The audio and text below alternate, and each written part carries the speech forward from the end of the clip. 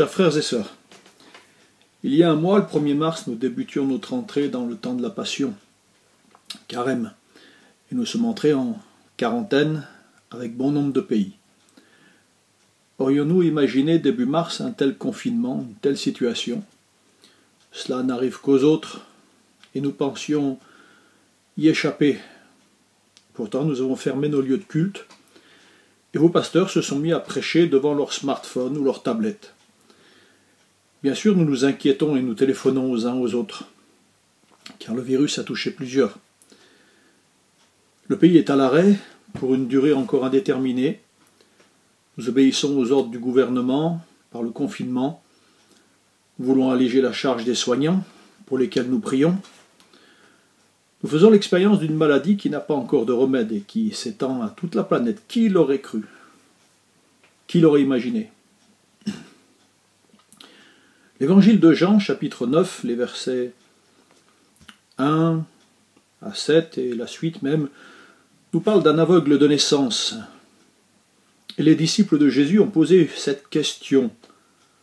Qui a péché, lui ou ses parents, pour que cela lui arrive, pour qu'il soit né aveugle? Ce monde veut toujours un coupable, un responsable, voire un bouc émissaire, pour que le malheur subi soit moins lourd à porter. Et parce que nous voulons toujours une explication, une justification, même au prix de nos mauvais raisonnements. À qui la faute? Qui doit payer? La relation avec Dieu qu'avaient les disciples de Jésus était faussée, était mercantile. Ils servaient le Dieu de la rétribution, en ce sens que s'ils agissaient bien, Dieu les récompensait, Dieu les bénissait, leur donnait la santé, et s'ils agissaient mal, alors Dieu les punissait, Dieu les rendait malades. Et c'est ainsi qu'encore aujourd'hui, au XXIe siècle, dans le christianisme, beaucoup ont du mal à se libérer de cette conception de Dieu. J'ai essayé de me mettre à la place de cet aveugle sur le chemin qui entend les disciples poser cette question au maître. Qui a péché pour que cet homme soit né aveugle? En les entendant, une culpabilité plus grande encore a dû le submerger, ou une haine farouche à l'égard des siens ou des autres. Heureusement que Jésus répondit aussitôt, ce n'est pas que lui ou ses parents aient péché, mais c'est pour que les œuvres de Dieu soient manifestées. Par sa réponse, d'une part, Jésus libère cet aveugle de tout ce qui rendait sa foi, si l'on peut dire, encore bien obscure, et d'autre part, Jésus libère cet aveugle du confinement coupable dans lequel il s'enfonçait davantage. La bonne question pour nous serait, que faisons-nous de ce qui nous arrive? Voilà une question. Et nous sommes nombreux à pouvoir nous la poser, croyants ou non croyants. Ce confinement qui nous oblige à reconsidérer le temps, un temps allongé, parce que les horaires qui réglaient nos vies ont complètement changé. L'horaire du départ au travail, à l'école, le jour des courses, le culte du dimanche, tout a changé. Et l'adaptation ne va pas de soi. Le télétravail révèle pour beaucoup une surcharge de travail, même dans des conditions d'isolement particuliers. Les modes de communication à distance peuvent provoquer bien des malentendus. Sauf que nous n'avons pas le choix des armes. Une grande solitude a envahi le cœur de ceux qui habitent seuls. Et parallèlement, et par contraste, une trop grande promiscuité donne des envies de solitude à d'autres. Que faisons-nous de ce qui nous arrive? Jésus est formel dans sa réponse. Le malheur qui s'est abattu sur cet homme aveugle de naissance n'est pas une punition de Dieu, c'est un malheur qui permet un certain travail. Voyez les versets 3, 4 et 5 de cet évangile de Jean, chapitre 9. Cette épidémie nous oblige à regarder les choses autrement. Cette épidémie nous oblige à sortir de certaines de nos cécités. Cette épidémie nous oblige à prendre conscience de l'importance des uns des autres. Et ainsi nous avançons vers Pâques 2020, unis dans une même épreuve, touchés par la souffrance humaine, touchés par le dévouement des soignants, et de bien des métiers qui ne nous paraissaient pas si importants il y a quelques semaines encore. Notre regard sur les autres change. Nous sommes tous et toutes obligés à regarder la réalité en face, à sortir de nos aveuglements, à défaut de sortir de chez nous. nous nous retrouvons les uns les autres à entendre à nouveau chanter les oiseaux en pleine ville, à voir des canards rentrer dans la ville. Bien que confinés, nous sommes appelés à sortir de nos croyances qui nous immobilisent.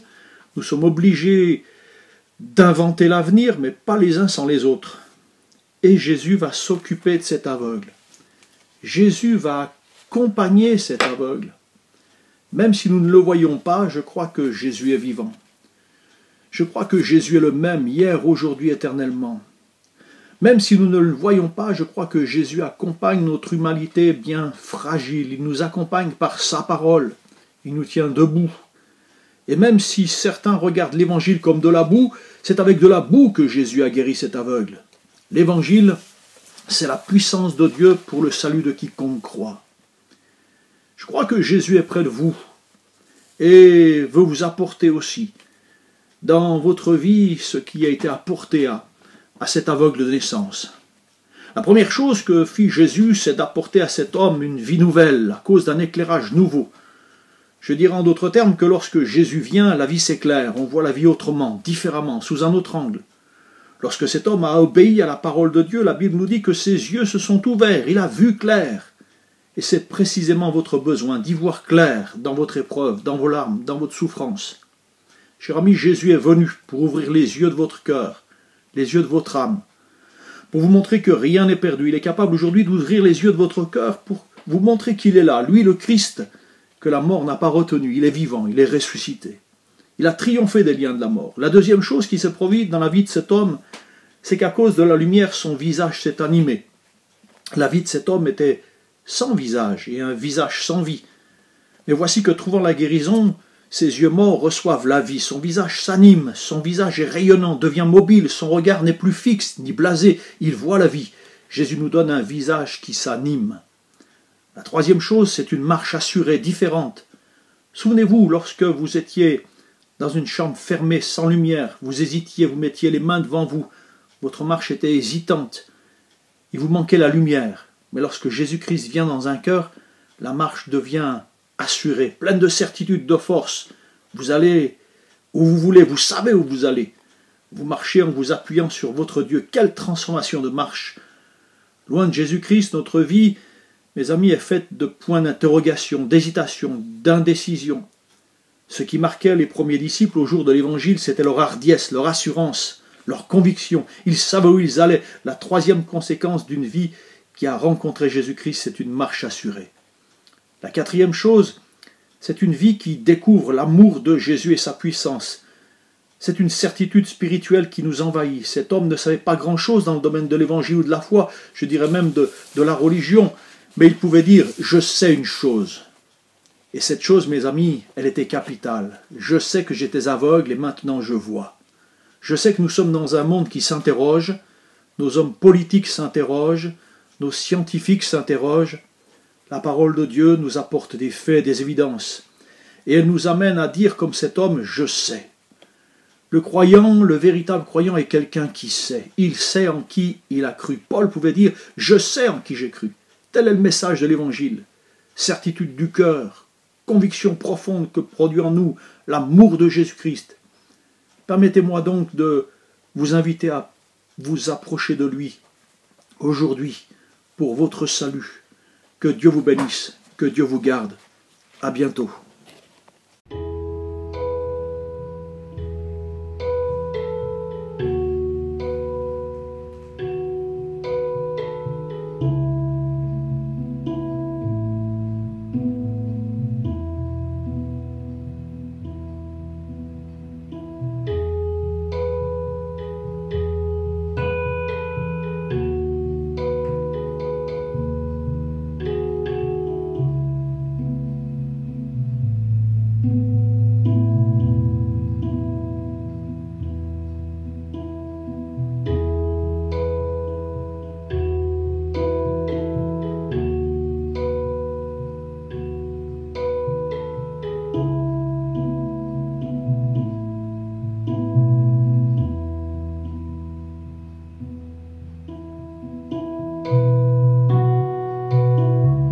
Thank you.